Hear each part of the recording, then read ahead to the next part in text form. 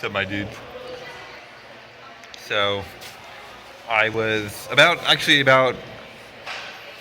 days ago, I really concretely came up with this idea. It's just more of a game logic thing about how to not tilt, and it's actually not really how to not tilt. It's basically how to approach the game in a more correct way, and as a result, you won't tilt, or you find you won't tilt as much. And yeah, this is about like 4 or 5 days ago that I really solidified this idea, and I haven't been gaming too much since then, but yesterday I did some runs, and actually I played for about 9 hours, 10 hours of runs. I completed, I think, only one run actually, or 2 runs in this whole attempt, right? So it's like there's clearly still big problems, but I came up with some really radical ideas, and one of these ideas was, and here's the foundation, or here's the foundation of how to not tilt. And again, it's not really how to not tilt. It's more about how to play the game properly. By effect, you won't tilt. And that's interesting because about a month ago in December, middle of December, I realized how do you solve complex solutions in gaming, or complex solutions with the decision-making process. And I realized it's not really about, you don't directly adjust the problem. If you directly adjust the problem, and then find a solution that's taken specifically from the problem, you don't get anywhere. What I mean by that is tilting, for example. If you tilt, how do you not tilt? You don't force yourself to not tilt. Tilting is an effect of approaching the game incorrectly. And so if you want to not tilt, you have to go to the root problem. We're just in the game incorrectly. And this is really important because when you game, you don't get a good or a bad result. Most people think, oh, I'm playing wrong. And maybe now I'm saying it, I'm playing it incorrectly. You're not really ever doing it incorrectly. You're just doing it less correctly than someone else. And I don't even think correct is the right word or the wrong word, but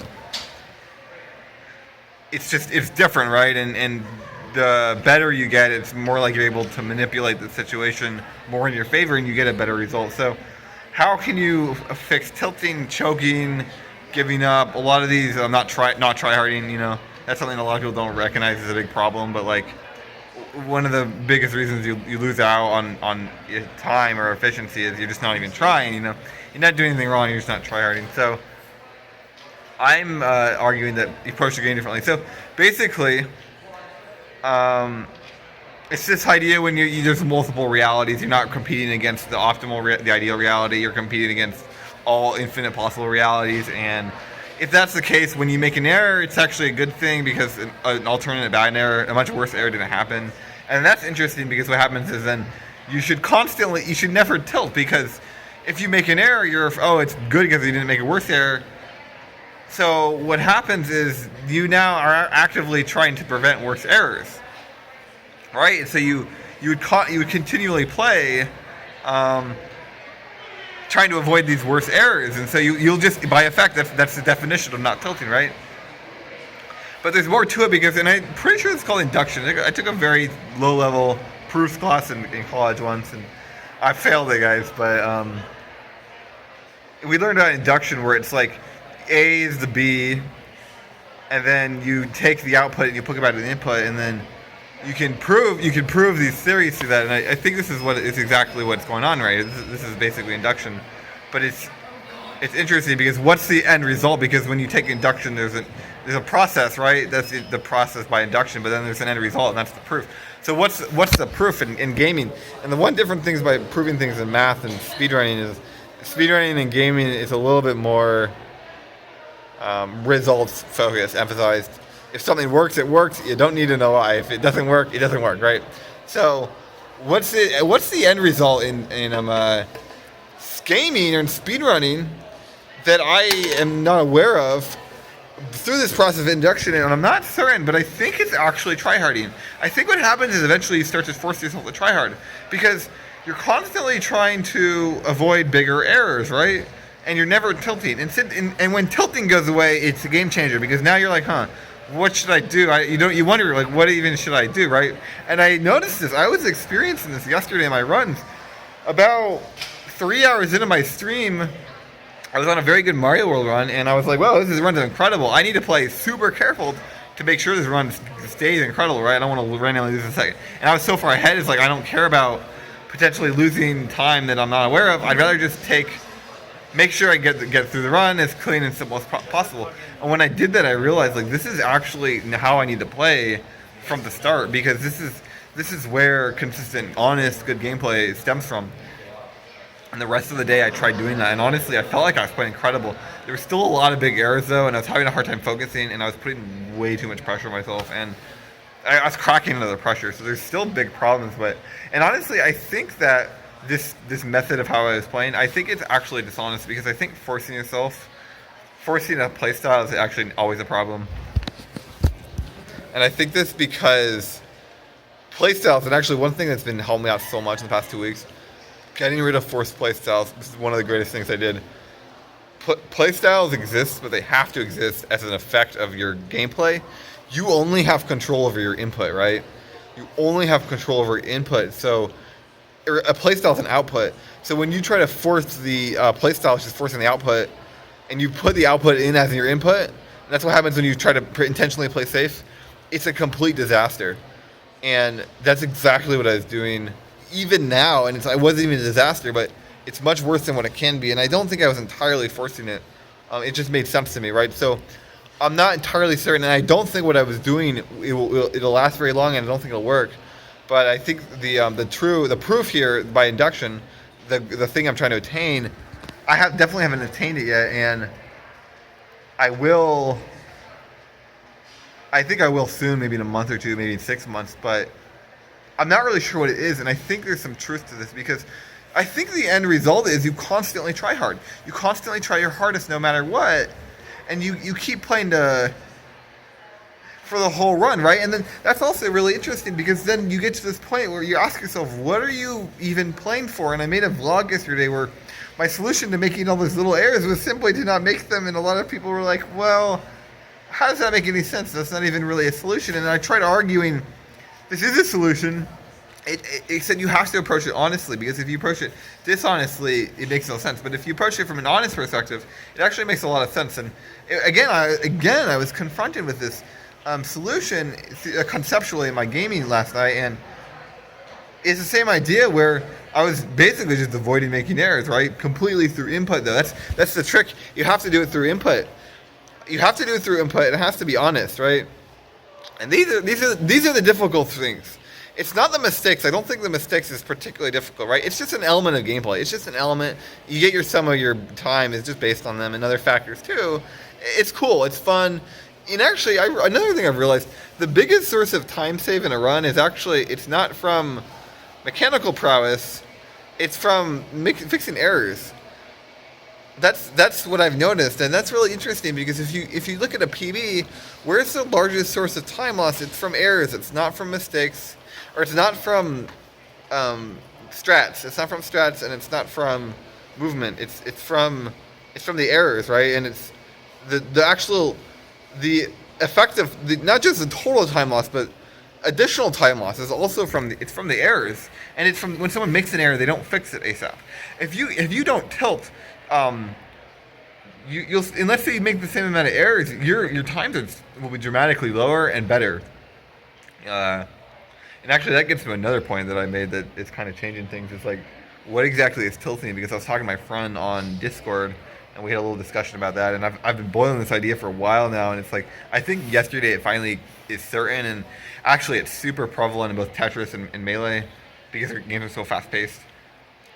Tilting itself is I think there's three aspects of tilting. One, when you make a large error and then you get very upset and you don't want to continue the run, right? It's a very simple, obvious thing. You know, it's called rage quitting. Rage, that's the major issue, and that's like the generally what's known as tilting, right? That's not really the problem, and I think as far as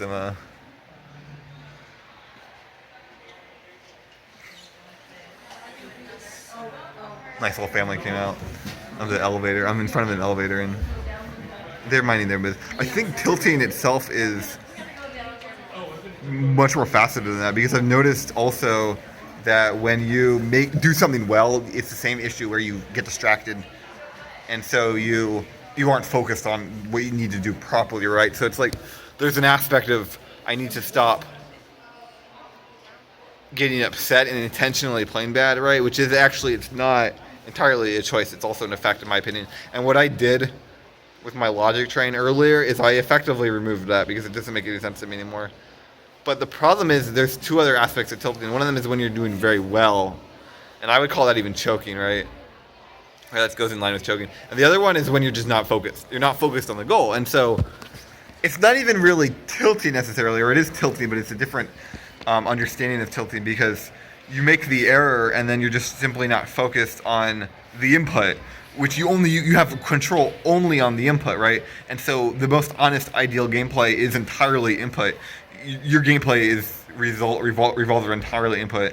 Most people's gameplay, I think, is mostly, and especially at a noob level, it's just entirely revolved around the output, the goals. It revolved around the results. It's like, okay, this strat saves 2 seconds. Therefore, my PB will be 2 seconds lower. That's an output thing, right? The strat saves 2 seconds, but it's irrelevant, right? The input is what matters. And doing the strat properly and relevant to the run and relevant to the situations. Now we're getting done in input, right? Getting your PB 2 seconds lower is an output. And that's true that it happens, but it's not relevant to what should be in your brain. That's not what you want, right? And the most honest aspects of gameplay is entirely input. And a lot of it becomes implicit decision making. And you see people like Mango and Melee, he basically gets 90% of his mileage is on implicit input. His gameplay is so much input, and a lot of it is implicit. And he just plays instinctively, right? And he's over the years, he's been playing it for years. He's learned how to play the game, like mechanically just play the game, right? And so he's become very solid at simply just learning the mechanical understanding of the game, you know. But then also, because there's two aspects of mechanical prowess, in my opinion. One, there's just basically being able to do everything, whatever. Anybody can max it out. Everybody does eventually. It's not a big deal. The second one, and that's actually what all noobs always focus on, but it's not an issue. The second one is real-time or realistic mechanical prowess, and that's when you try to apply mechanically what you can do to how what the run is looking for, or Melee what the game's looking for. And so that's what Mango, I think, has been doing over the past several years. And I think when he got very good is when he truly started to understand this stuff, is because what happens is Melee, for example, if you make an error, the game is so much opportunity and less error. The error does dominate, and I think that's why Armada wins, but the game has so much opportunity, and if you make an error, it's more important to profit off that error, right? And so in his brain, he's been able to slowly over time, what's good? What strats are good for this playstyle? What doesn't work? What situations do work? What situations don't work? What button combinations? I mean, this is what I'm talking about, right? It goes beyond simply being able to do it. It goes into how it affects the results in real time. And I've noticed the same thing that works with speedrunning with movement. You can max your movement out. You can get mechanically the best movement where you can functionally do anything. And a lot of speedrunners do that, but then they'll plateau, right? And there's a level beyond that where it's real-time, realistic movement, right? And it changes a lot, and it changes a lot of the strats too. And I would say if you're a speedrunner and you're plateaued, try to think about realistically what the run can do, and I think it'll really open your gameplay a lot. That happened to me like the past about 6 months ago. Really completely realized I was doing a lot wrong, and actually even still, my cold stare recently, I realized I was doing the strat very wrong, and I might even change my cold stare shot just because I can't do it right, which is good. Because I also think everything's an effect, right? So it's like if you're doing something and it's stupid and you refuse to do it, realize that that's an effect. And just keep doing it, the dumb thing, and then eventually when you're smarter, and I try to be smarter is the point, but try to think through the problem. And once you're smarter, you'll naturally stop doing the dumb thing, right? That's the goal. It's not to force yourself to not do it. You're just going to be unhappy. So this new aspect of tilting, which I also, it goes in line with input and trying to get your gameplay mostly established around input. I was sort of learning it, but it's definitely it's a tricky battle, and I've been playing Tetris a lot, and it's the same premise in Tetris. Tetris and Melee, they're very simple, short trials, highly mechanical, highly technical, and mostly opportunity. No, very little RNG. Speedrunning is very different. It's fundamentally the same, but it's very different in how speedrunning works. And speedrunning is, like, think about it, it's very long trials, high intense RNG heavy, patience, very low APM generally. Usually it has there's set routine spikes, important moments like 55 minutes in the run. You'll either lose the run or you won't lose the run. At this specific moment, you know where you're gonna do it. Tetris is very random, right? But it's fundamentally the same. And I've noticed this when I was running yesterday. It was like everything that I'm doing in the run, I actually have a significantly higher results window if my gameplay is more input than it is focused on output. And I'm not quite at the point where it's all implicit input, but I'm kind of getting there. And I think implicit input, or whatever the hell I'm trying to say, is very, very difficult. But because you have to accept, and this is actually why I think pure input is so honest and powerful. I think it wins 99% of the time. Is because it accepts that you're lost. It accepts loss. It accepts that you're bad at the game. It accepts that you're going to make mistakes, right? And so when most players don't play like this. Most players they'll do something, and then in their head they'll judge, was that a good idea? Was that a bad idea? Right? That's the output. You don't want that. That's called output. Whether it's a good idea or not is not. It's completely out of your control whether it's a good idea or not, right? And actually, a lot of the time, whether it's a good idea or not, it's impossible to judge for the human, right? And actually, I think there's another reason why Mango's so successful in Melee is because he's totally accepted that it's impossible to judge for him if it's a good idea or a bad idea. There's so much opportunity in Melee. It's like the results matter. It's not whether it's a good idea or a bad idea matters. And so that's what goes back to the input, right? And so I think it's speedrunning. It's hard though because it's like you have to really accept that you're going to make mistakes and that you can't win all the situations and that you're going to do wrong things, and that's hard to accept, right? And I think that's why it's also so powerful, because when you do accept that, and that's the point of honesty. I'm trying to get my gameplay more like that, but I want to get there through understanding if that's really work. Honestly, if I randomly got there, if what I did yesterday is really working and it continues to work today and tomorrow and the next day, wonderful. If it works a year from now, wonderful. I don't think it will, and I think I need to truly understand the game deeper. And I think looking at gameplay truths is really good. It's really helping me out. And again, these gameplay truths I'm looking at are resetting. It's an excuse. It's a run. And actually, looking at excuses helps me find gameplay truths. But for example, resetting is an excuse, right? If you actually truly finish every run, then you would get a pure sample window, and then you can. That's a more honest aspect. That's a more honest approach to speedrunning, because also then when you look at it like that, you start to realize that it's not worth it to go for this goofy trick because you lose a second, right? And I think when you can proactively do that from the start of the run, every run, you're going to be able to speedrun at a very high level because. And also, I think you can find out what you want to do. I honestly, guys, I've been running speedrunning for about 3.5 years, and I still don't know what I need to do in a run. I go into the run, and I'm like, I don't know what to do in these screens. I don't know what to do in this room, and I don't think any speedrunner really knows that, right? But I think it's ignorance. I think it's through ignorance. I think you should be able to at a very high level. And when I watch Zelda, honestly, it seems like he doesn't know exactly what he's doing and exactly what he needs to do. And so I think that I'll get there soon, and I really want to, but